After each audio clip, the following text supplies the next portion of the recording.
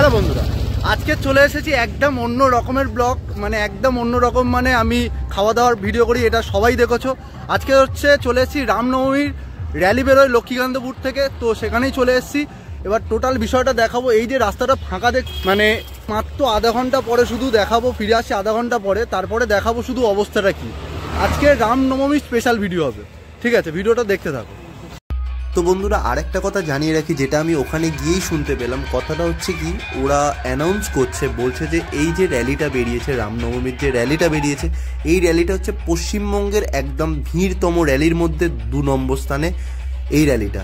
কারণ এই র্যালিতে মিনিমাম 5 লাখ মানুষের ভিড় হয়, তো সেই জন্যই হয়তো দ্বিতীয় স্থানে আছে। আমি এটা ঠিক জানতাম না, তারা বললো, তাই আপনাদেরকে জানিয়ে রাখলাম।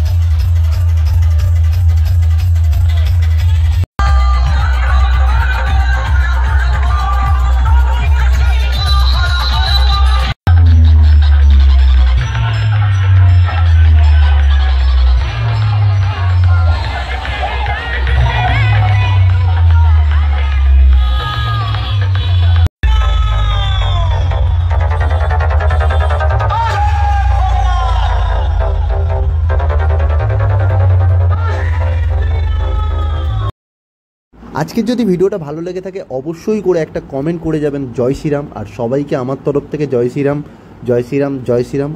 আবার দেখা হচ্ছে অন্য কোনো ভিডিওতে, অন্য কোনো জায়গায়। ভালো থাকবেন, সুস্থ থাকবেন।